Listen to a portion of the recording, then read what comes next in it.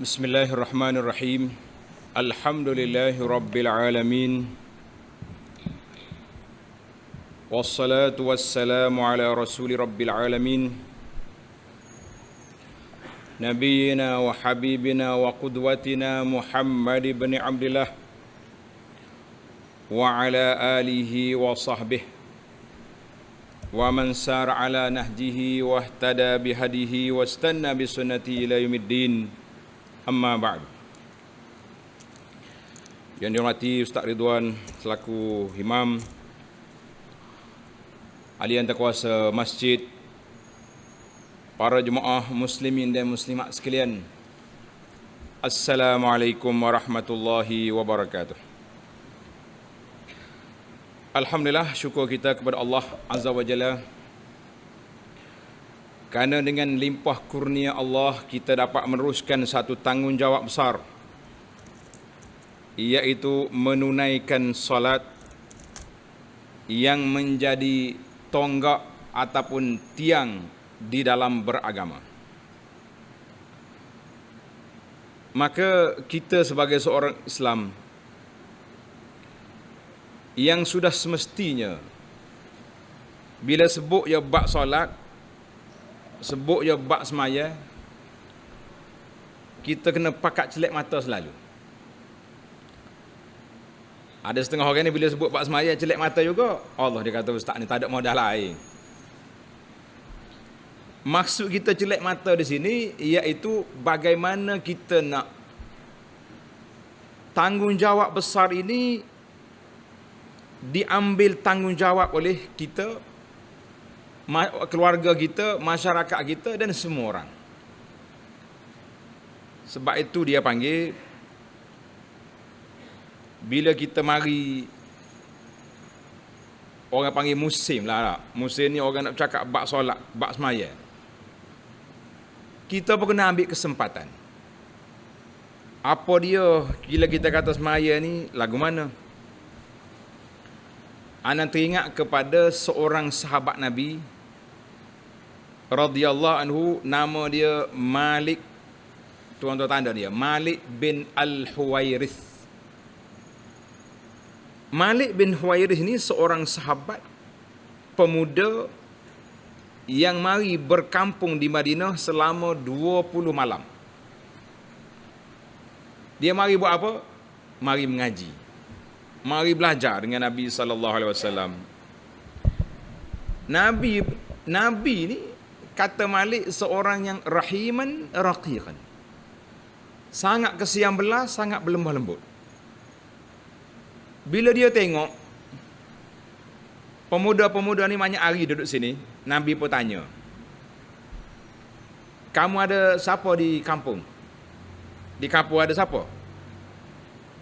Dia bagi tahulah, ada keluarga dia, ada mak ayah ke, ada siapa-siapa. Maka Nabi SAW perintahkan, irji'u ilaihim wa'allimuhum. Mu balik ke apa? Ngajar. Dan ini hak kata pesan yang besar Nabi SAW yang kita kena ambil berat, kena ambil cakna ni apa dia? Nabi kata apa? Wasallu kama ra'aitumuni usalli. Mu kena salat sebagaimana mu tengok aku salat. Itu pesanan siapa? Pesanan Nabi SAW kepada Malik ibn al-Huwairith. Tuan-tuan dan puan-puan muslimin dan muslimat, kita boleh bayangkan bila pemuda ni mari mengaji dengan Nabi SAW, kemudian dia diberi tugas. Apa dia tugas dia?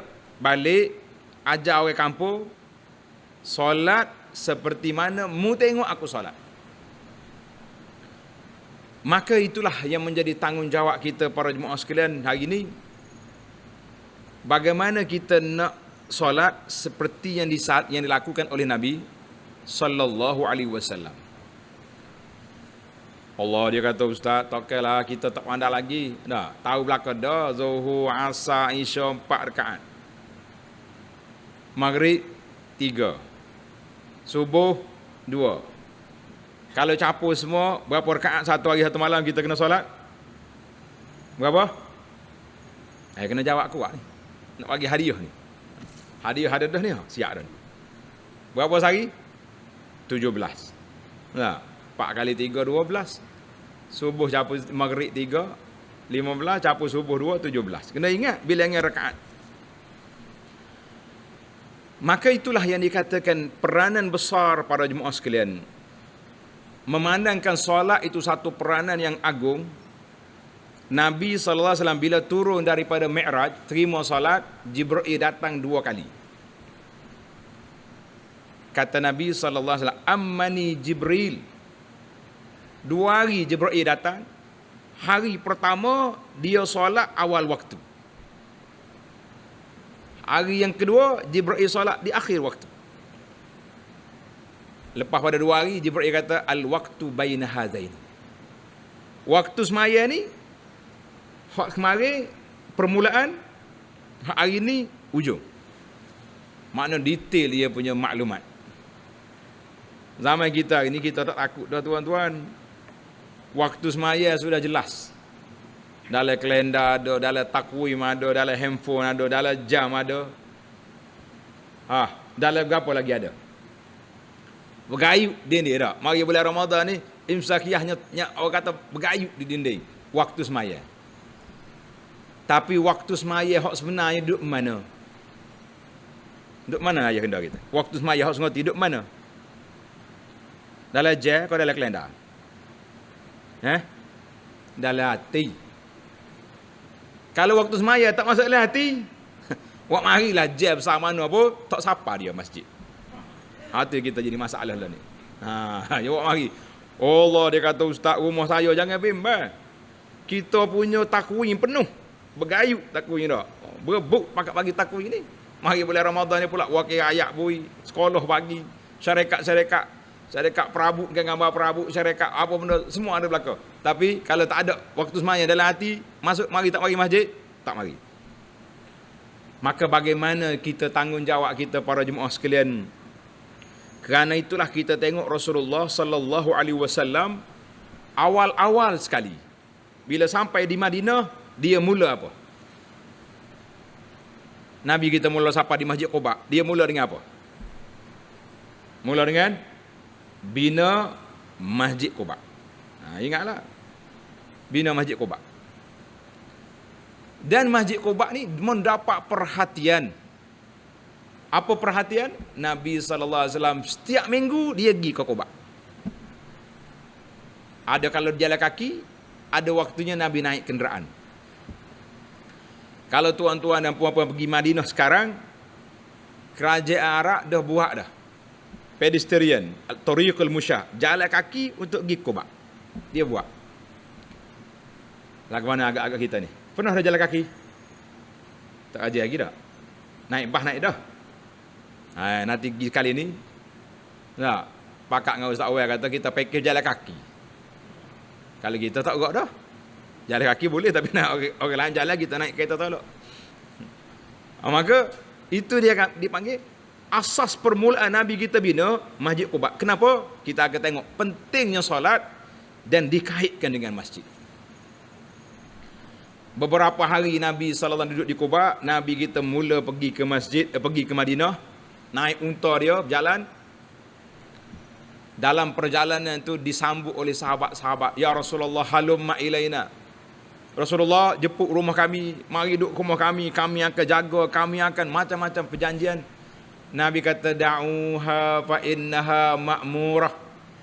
Nabi kata apa? Biarkan unta ni berjalan sebab unta itu telah diberi arahan oleh Allah. Unta mendapat arahan daripada Allah. Tuan-tuan bayangkan tekuk panjang unta tu, duk ngongek jalan sampai ke masjid lah ni, Raudah sekarang ni, itu ke tempat jemur kurma 2 orang anak yatim. Sampai sini unta berhenti duduk. Ana bila baca buku sejarah suka kita. Dia duduk, unta tu bangun balik. Dia pusing seram lagi tengok. Sini balik. Maknanya kalau kita hari ni pakai GPS. Tak. Bawa Nabi Muhammad SAW letak sini. Jadi unta tu bangun kali yang kedua, dia pusing balik, dipastikan bahawa memang tempat ni dia pun letak, barulah Nabi turun. Sallallahu alaihi wasallam. Kenapa Nabi SAW di Muqubah bina masjid, sampai di bandar Madinah bina masjid. Dia tak sibuk dengan bina rumah dulu. Buat kemah dulu. Tak, nak duduk dengan keluarga, tak, Nabi duduk di masjid. Jawabnya kerana ada 3 sebab. Kita ni kena utamakan ada masjid, ada 3 sebab. Yang pertama, tuan-tuan kena tanda. Yang pertama, al-masjid nak ikat di antara kita dengan pencipta. Sebab dalam otak kita, bila sebut solat, bila sebut semaya, mana kita semaya? Di mana? Di masjid. InsyaAllah. Ini persiapan besar ni. Nah, siap yang masjid baru ni, kita sambung lagi cerita masjid. Ni baru muqaddimah. Itu yang pertama. Tujuan bina masjid, nak ikat manusia tu dengan Allah Azza wa Jalla, dengan Al-Khaliq, bahawa ni sinilah tempat kita beribadat. Kalau nak kira, umat Muhammad sallallahu alaihi wasallam, di antara hak istimewa kita, Nabi kata ju'ilat liyal ard masjidan wa tahura. Allah jadikan bumi ni, tanah kita duduk ni, tempat semaya dan juga alat bersuci. Kalau tak ada air, boleh tak kita guna tayamum? Ini khas untuk umat Muhammad sallallahu alaihi wasallam. Tayamum. Kalau tak ada masjid, boleh kita semaya atas tanah? Boleh je. Jangan pula kata aku tak segera masjid tu tak siap lagi. Setahun lebih dah. Tak? Ni semaya dalam kemah ni apa cerita? Comel dah ni. Zaman Nabi dulu semaya atas pasir. Ingat ada cerita seorang pakcik badui mari kencing dalam masjid. Pasal apa? Kalau ada kapet ni dia tak kencing dia. Atas pasir. Atas pasir. Bahkan salah satu daripada tanda Nabi SAW letak tanda Lailatul Qadar. Nabi kata, aku tengok Lailatul Qadar malam tu, pagi esok aku sujud atas tanah, atas seluk. Malam Lailatul Qadar tu hujan, masjid Nabi tak ada atap, Nabi semaya subuh esok memang ada tanah, ada tin, ada seluk. Kena dai dia. Orang kata malam Lailatul Qadar. Itu persepsi kita masyarakat ni, kalau tidak semaya dalam masjid, tak boleh semaya ni. Nah, pasal tu bila mari PKP dulu ingat, masa PKP dulu mula-mula, masjid kena tutup. Allahu Akbar, ana dengar sahabat-sahabat kita yang ada urusan penting. Hak dibenarkan merentas. Nak pergi negeri lain, ada surat polis. Ya Rabbi, dia kata payahnya nak semaya. Nak berhenti buat air pun payah. Masjid tutup. Nak solat pun tak boleh. Habis kita kata apa peliknya? Ju'ilat liyal ard. Nabi kata dah, Allah jadikan bagi aku ni masjid, bumi ni masjid dengan tempat semaya. Letak kapek atas kereta, letak air siap-siap, mana-mana masuk waktu semaya, kita berhenti di perjalanan, apa sejadah, tawakal Allah, bismillah. Ana tengok tidak jadi budaya kita sini. Tapi kalau pengalaman ana lah duk mengaji di Arab, di Madinah dulu, wajib atas kereta kita ada kapek. Wajib. Kereta orang Arab mana pun mesti ada kapek besar. Dia tak belak dia. Dia jalan masuk waktu semaya, dia berhenti. Sebuah kereta berhenti, kereta lain pula berhenti. Dia hafal sejadah dia, semaya situ. Makna simple bagi dia. Kemudahan bagi umat Muhammad sallallahu alaihi wasallam. Baik. Asas yang kedua, kenapa kita perlu pada masjid, iaitulah al-mu'akhah liyarbit al-muslim bi akhir muslim. Persaudaraan kita duduk di mana? Duduk di masjid. Tuan-tuan tengok macam-macam tabur ada tu. Tabur pembangunan, tabur kematian, tabur tu, tabur ni. Pasal apa? Kita nak jadi masjid ni, dia panggil one center. Mana satu pusat, semua benda boleh buat sini.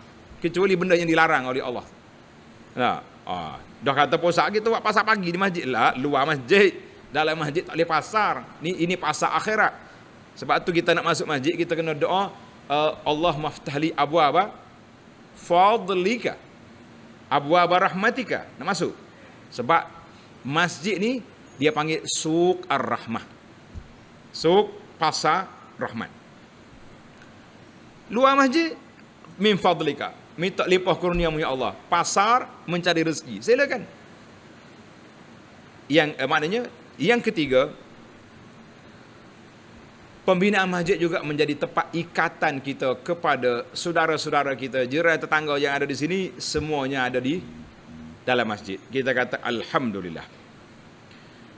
Itu di antara 3 perkara yang kita kena bincangkan. Jadi sekarang ni kekuatan kita duduk di mana? Baru ni timbul, belum PKP ke dalam PKP, hok kata satu masjid semaya subuh sampai 800 orang tu. Belum PKP dah. Kau selepas dah. Main PKP ni lupa habis kita apa? Dengan sejarah. Sebelum. Bising satu Malaysia. Oh, bisa masjid ni ada 800 orang. Aha. Kenapa kita tak boleh nak bisa puak kita ni? Biar sebagaimana kata di para ahli sejarah, orang yang cerdik itu orang yang boleh mencipta sejarah. Jangan kata kita baca sejarah orang, oh dia bijak, masjid itu hebat, tapi masjid kita tidak mencipta sejarah. Jadi sekarang ni kita nak cipta sejarah, tuan-tuan kena bersedia. Siap je masjid baru ni, kita akan cipta sejarah. Boleh ke tak boleh? InsyaAllah kata boleh. Macam mana tak boleh? Tak ada wah macam-macam kalau tak jadi tak. Baiklah. Sehingga kan seorang pengkaji barat, dia panggil ahad mustasyrikin. Mustasyrikin adalah bahasa orang putih, dia panggil orientalis. Pengkaji barat. Goldziha ke apa nama benda orang putih ni. Tak penting nama dia, yang pentingnya apa yang dia kata. Dia kata apa? Mazalal muslimuna fi quwwatin madama ma'hum al-Quran wal masjid. Umat Islam dalam kekuatan, kuat, hebat, selagi ada bersama dengan mereka Quran dan masjid dia penuh. Jadi kita hari ni pun kita nak cari kekuatan, duduk di mana? Yang pertama Quran. Quran maksudnya apa? Beli Quran banyak? Tak. Sekarang ni itulah dalam Facebook. Hari-hari orang duk atas kita iklan membeli Al-Quran untuk dibagikan.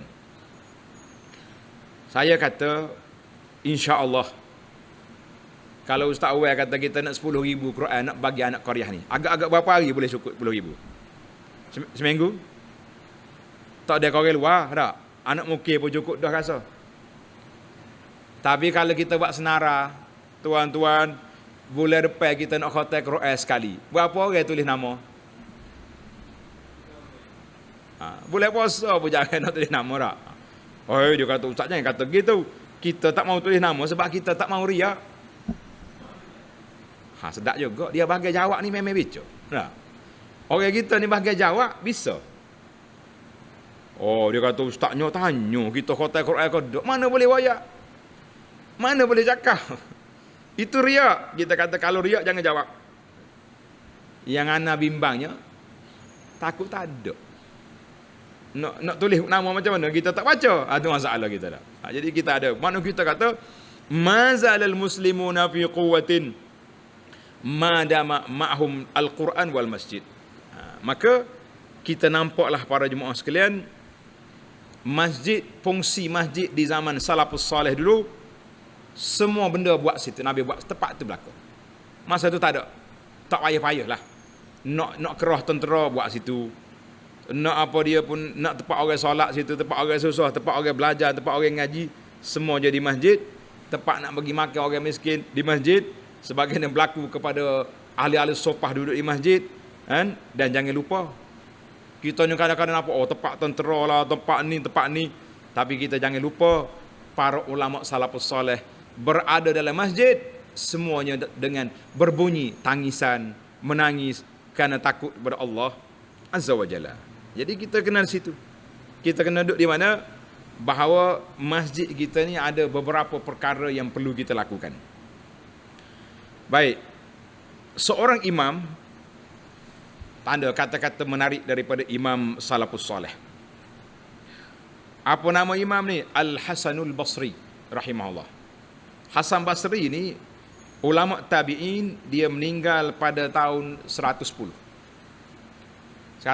meninggal dia. Ingatlah.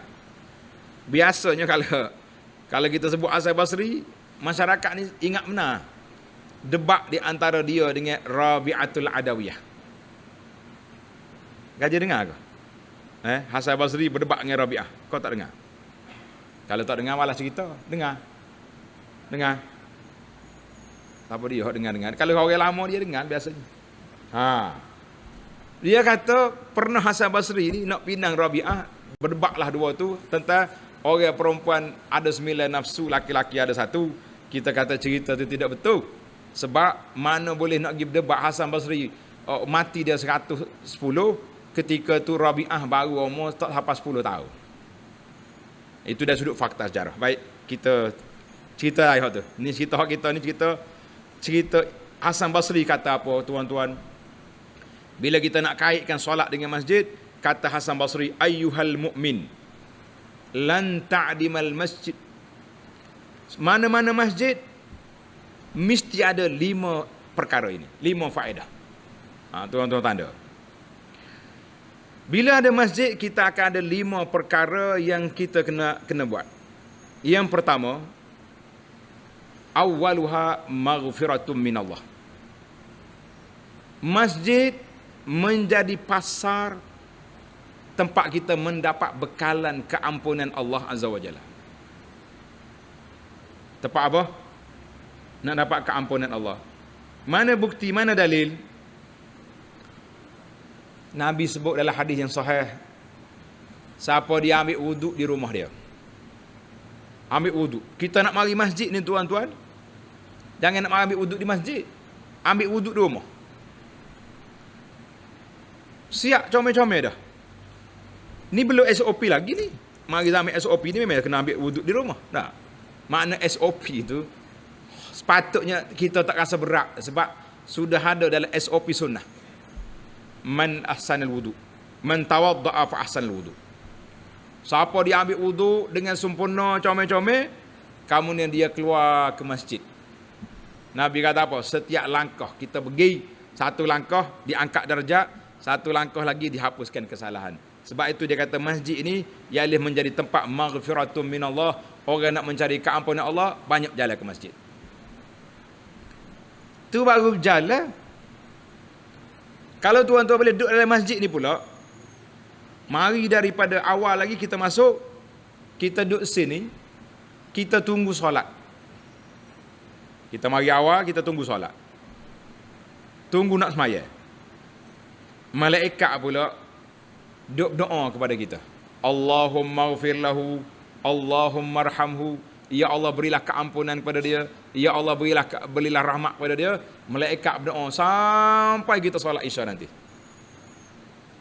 Maknanya kalau kita keluar rumah pukul 7 petang, kita balik ke rumah pukul 9 malam, artinya tuan-tuan dan puan-puan, kita telah meraih 2 jam doa malaikat.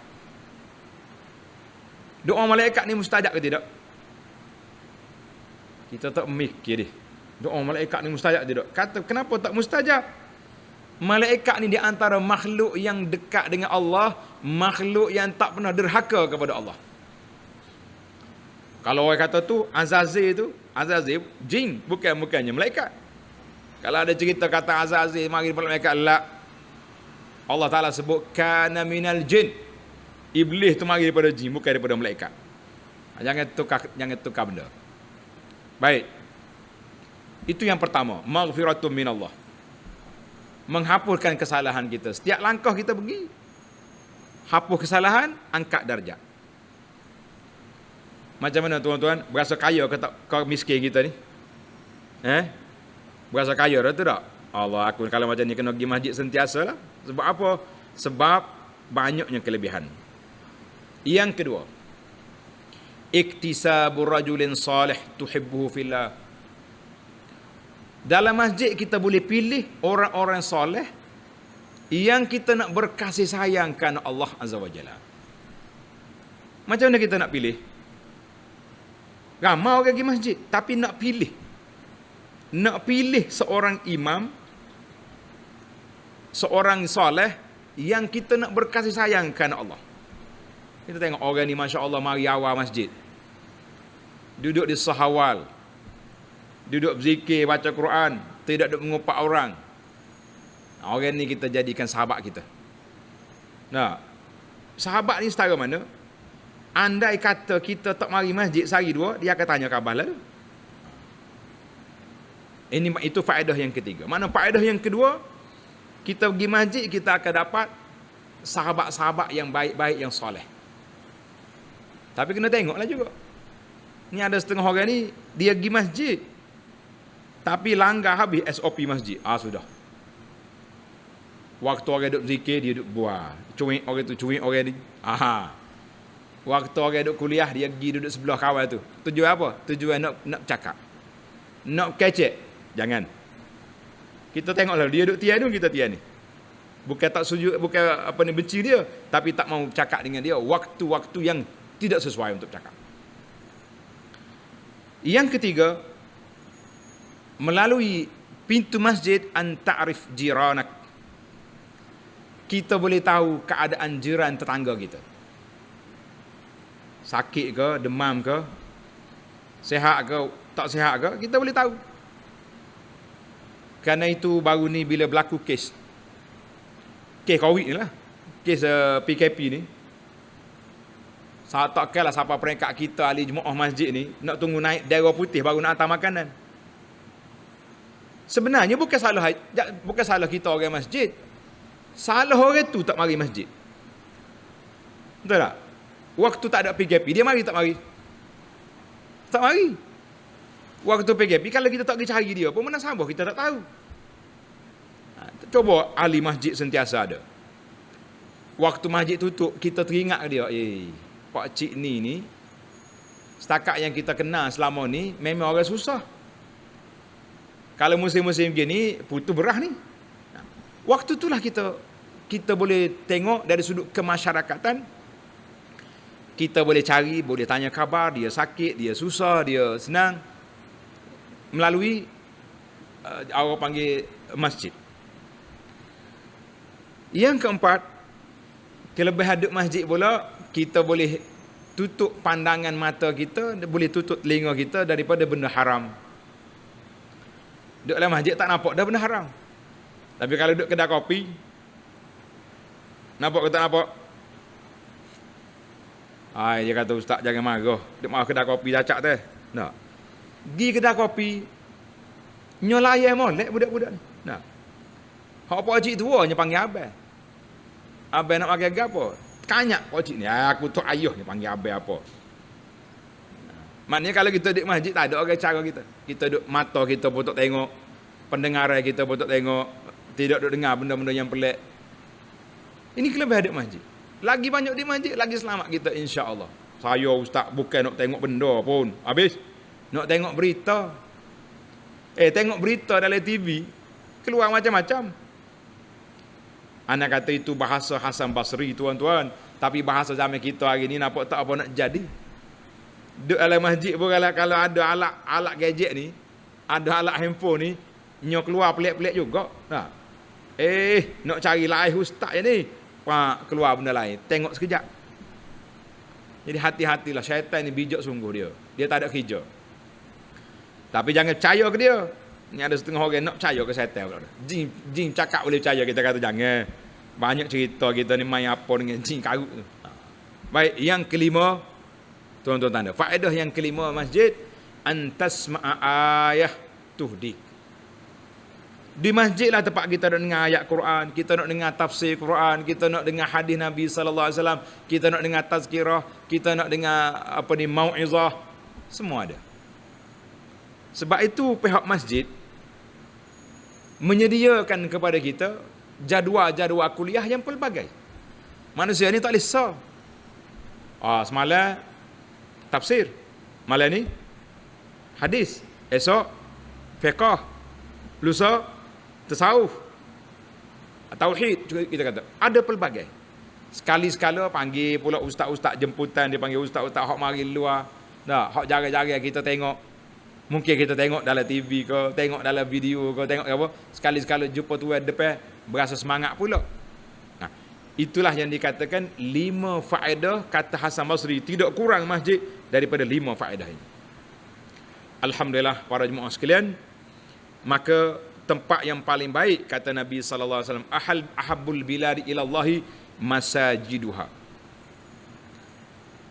Bumi yang paling baik, perkampungan yang paling elok, yang disayangi oleh Allah Azza wa Jalla, masjid. Inilah antara tempat yang Allah nak tengok kita ada situ. Karena itu Bilal, bila panggil kita mari masjid, dia panggil dengan bahasa apa? Mana Bilal kita ni? Bila panggil kita mari semaya, dia panggil dengan apa? Woi, mari semaya. Ya. Tak cakap panggil weh gitu. Tu ajak dia ceruk, kata orang tak? Ajak dia pendapat, di mai weh. Dia panggil bermula dengan nama Allah. Allahu Akbar. Orang yang beriman, yang hati dia cuci, hati dia bersih, dengan nama Allah gementar. Iza zukirallah wajilat qulubuhum. Allah kata, innamal mu'minuna alladhina iza zukirallah wajilat qulubuhum.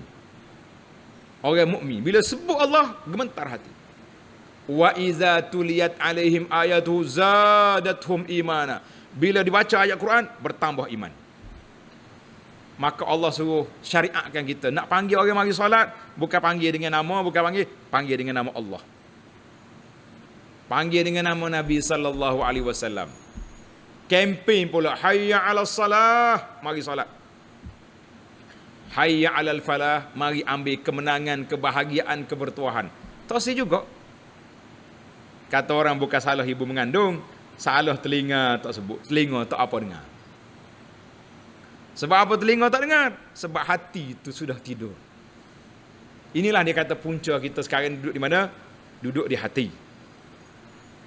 Maka para jemaah sekalian, sebaik-baik tempat atas dunia ni masjid.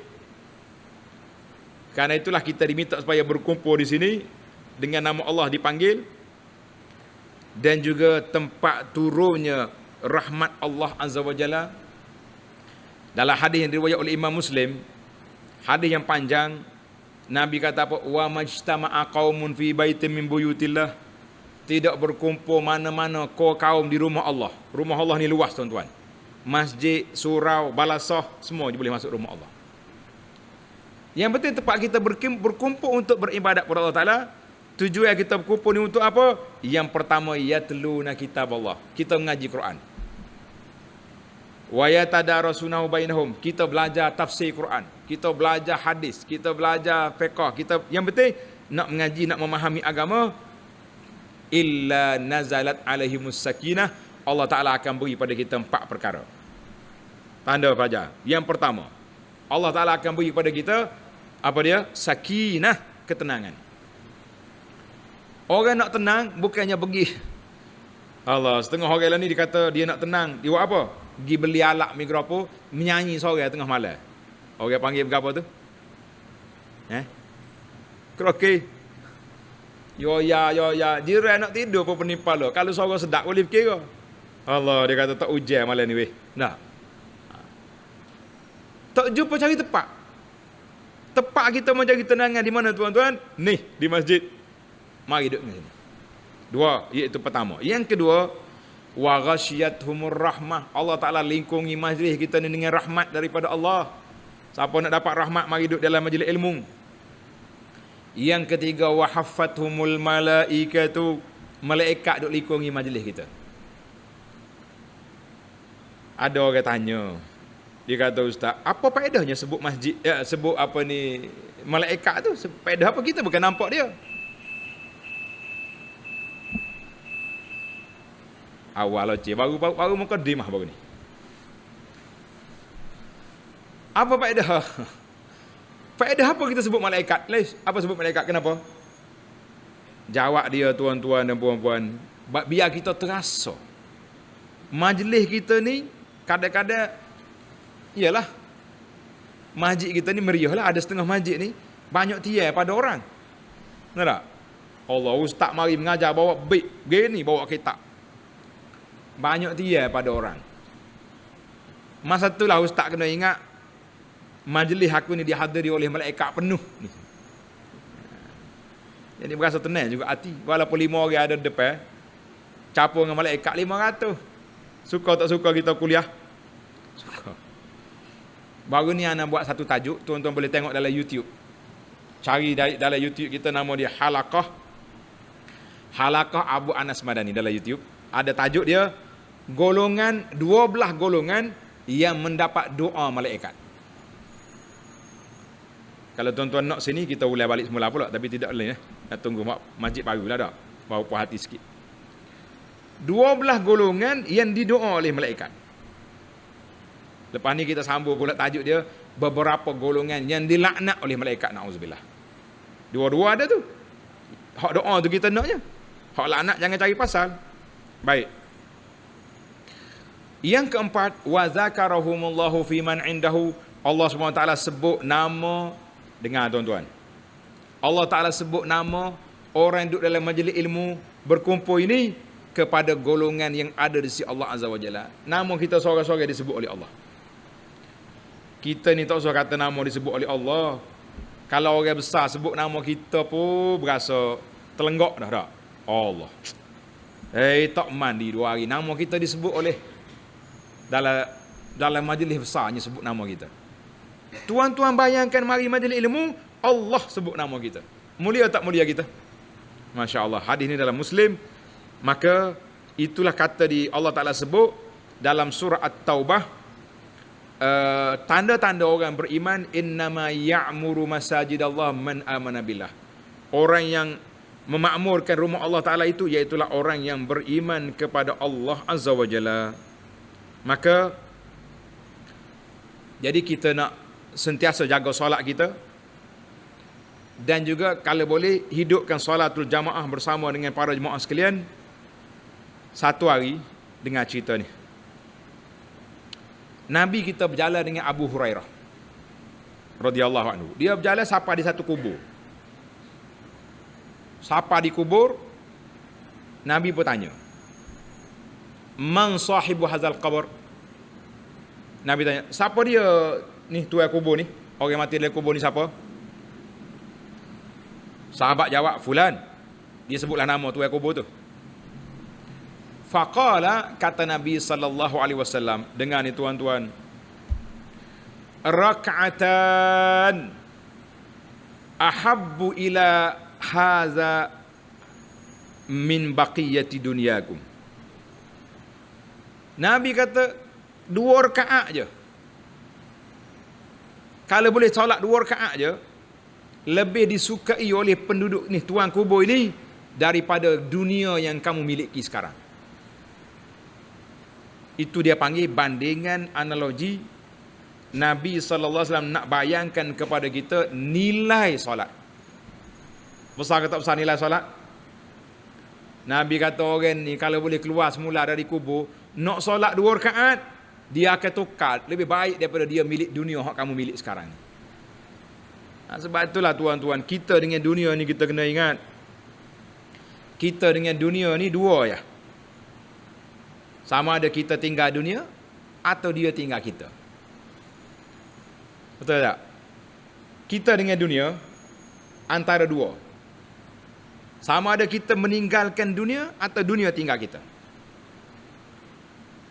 Dia beza tu di antara meninggalkan dunia dengan meninggal dunia.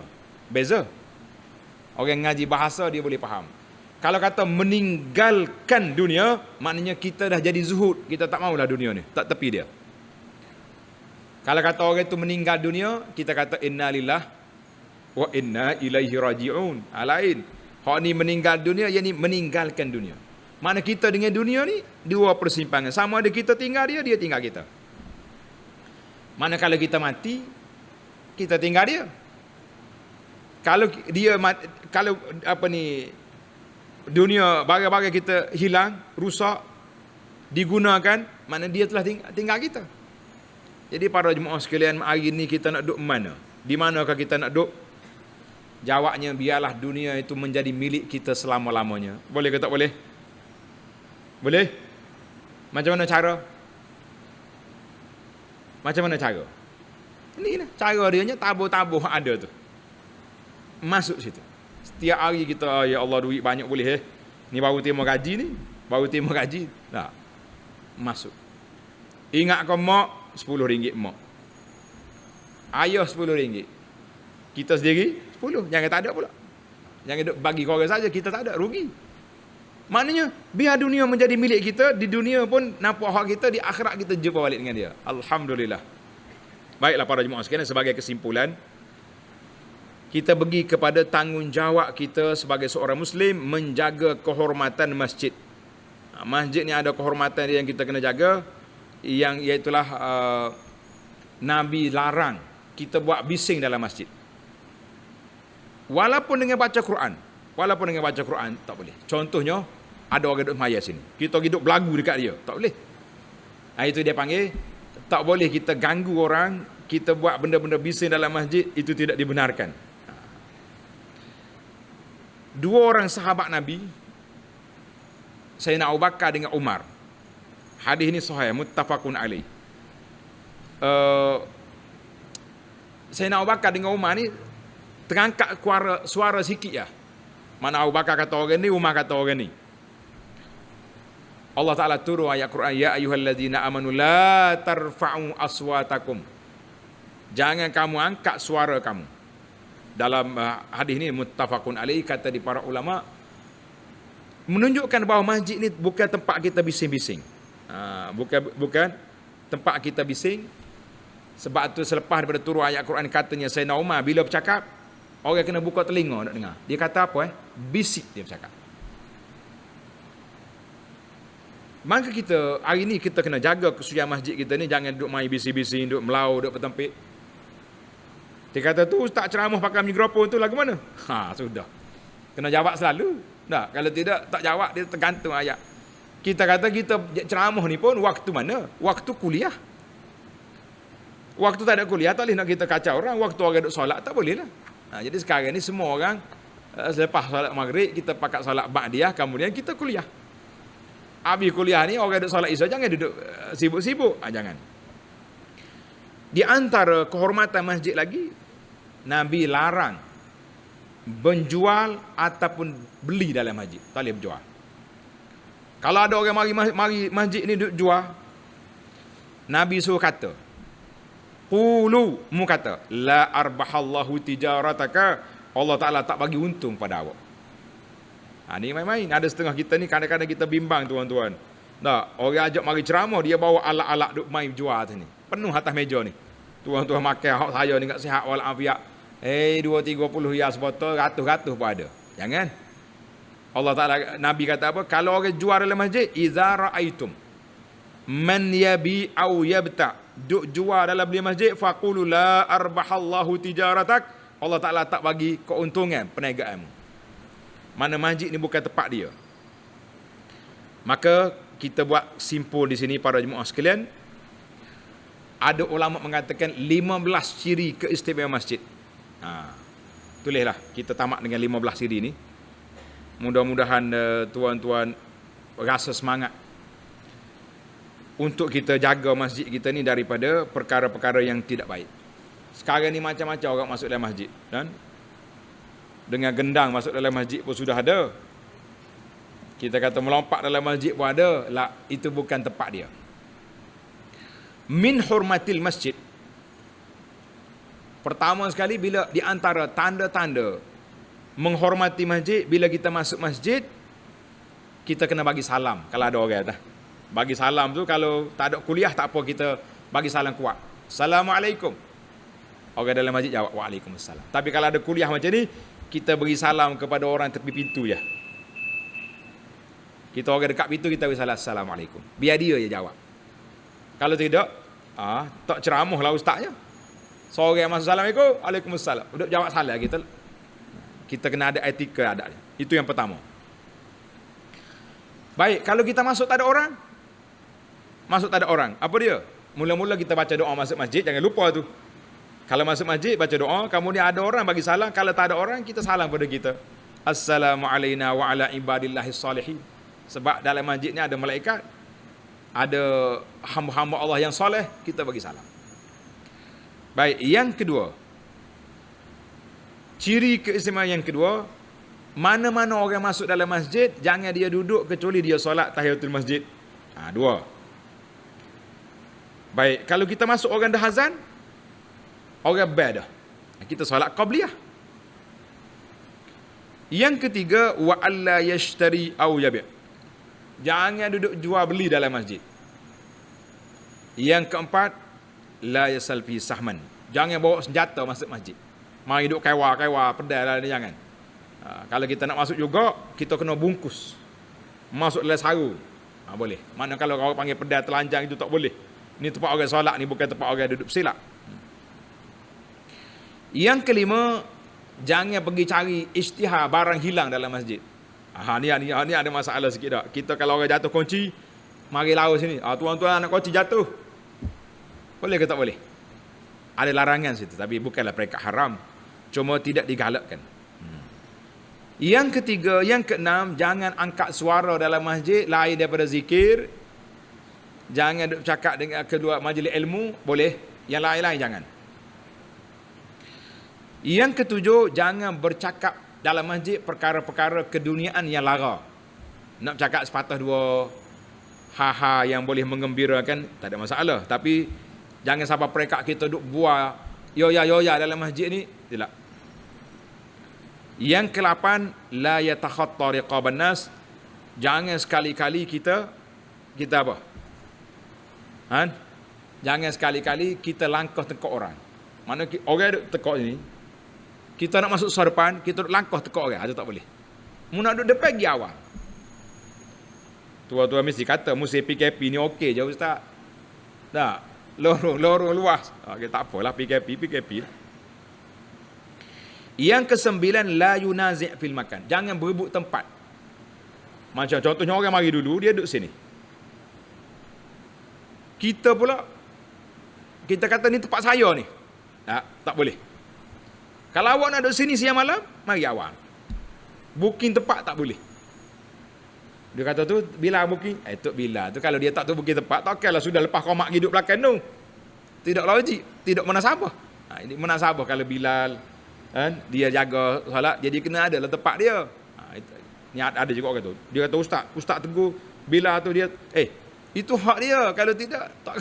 Lepas kau mak Bilal pun berlari kau belakang cari tempat kosong. Kita kata jangan. Yang ke-10, jangan menyempitkan saf. Mana kalau saf sudah rapat, jangan duk teruk masuk. Nyanyi kau orang pula. Nak kena orang sakit kaki, kita duk impit dia, susah. Yang ke-11, jangan lalu di hadapan orang solat. Mana kalau orang solat ada sutra, jangan lalu, jangan potong dia. Yang ke-12, jangan meludah atas masjid. Sehinguh. Jangan duk main tangan, patah-patah tangan. Itu contoh itu. Dan jangan duk main benda-benda yang tak ada faedah. Mana dia kata kalau saya semua, boleh kita ambil tisu ni. Kita ludahlah. Sehinguh. Tapi jangan campurlah di tempat orang duduk tu. Zaman dulu lain. Zaman dulu masjid dengan pasir, boleh je dia orang ni duduk atas tu. Kemudian dia timbus kambuh dengan pasir. Boleh. Tapi zaman kita hari ni dalam kapek ni 2 kali tak boleh lah. Yang ke-12, kita kena jaga daripada kotoran. Jangan masuk benda-benda kotor dalam masjid, benda cemar, benda yang tak baik. Kanak-kanak yang tak tahu, yang kotor. Kalau kanak-kanak orang bersih, kita mandi dah tak apa. Jangan duduk main dengan seluar air kecil, marilah. Ataupun orang gila, dia panggil gila tambak tu, dengan pakaian kotor, jangan boleh masuk masjid.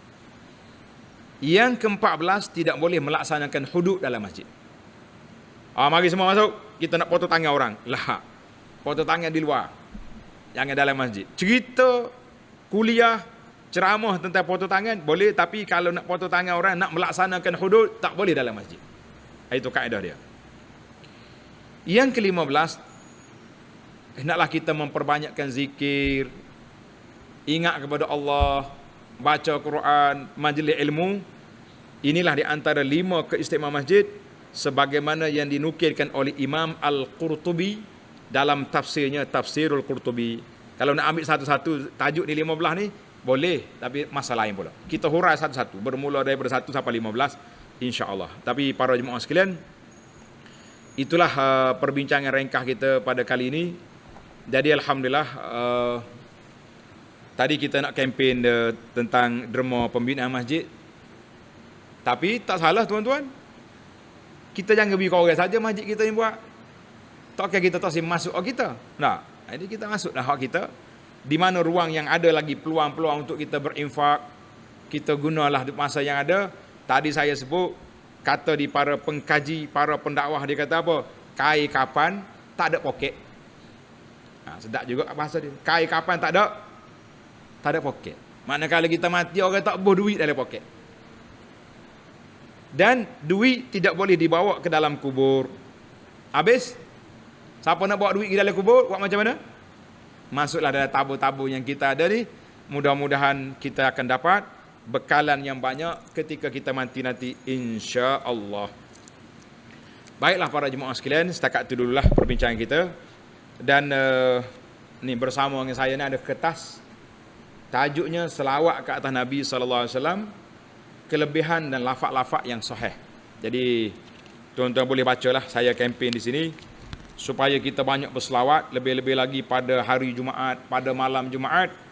Kita kata ingat Jumaat, ingat selawat. Jadi sentiasa berselawat. Ambil mana 8 riwayat ni? Ambil daripada hadis-hadis Nabi sallallahu alaihi wasallam yang sahih. Jadi tuan-tuan bacalah, setiap hari Jumaat kita baca. Hak ni 10 kali. Kalau 10 kali setiap selawat, bermakna kita telah baca 80 kali.